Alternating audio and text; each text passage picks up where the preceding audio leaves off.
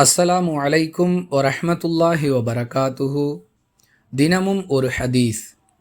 நம்பினால் துரோகம் செய்வான், பேசினால் பொய் பேசுவான், வாக்களித்தால் மாறு செய்வான், விவாதம் புரிந்தால் நியாயமின்றி பேசுவான்.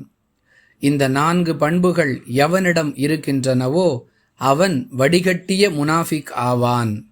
இவற்றுள் ஒன்று ஒரு மனிதரிடம் இருந்தாலும் அதை அவர் விட்டொழிக்கும் வரை நயவஞ்சகத்தின் ஒரு பண்பு அவரிடம் இருந்து கொண்டே இருக்கும் என்று அல்லாஹுவின் தூதர் ஸல்லல்லாஹு அலைஹி வஸல்லம் அவர்கள் கூறியதாக அப்துல்லாஹ் இப்னு அப்பாஸ் ரதியல்லாஹு அன்ஹு அவர்கள் அறிவிக்கிறார்கள். நூல் புகாரி, ஹதீஸ் எண் 34.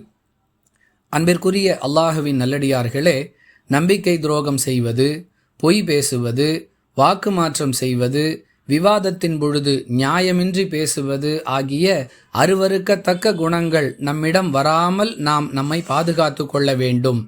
இந்த பண்புகளால் நாம் மக்களுக்கு மத்தியில் கேவலப்படுவதோடு மட்டுமல்லாமல் அல்லாஹுவின் பார்வையில் நயவஞ்சகன் என்று அடையாளம் காணப்படுகிறோம்.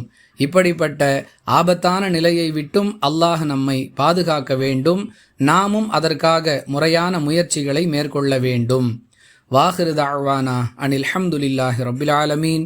அஸ்ஸலாமு அலைக்கும் வரஹ்மத்துல்லாஹி வபரகாத்துஹு.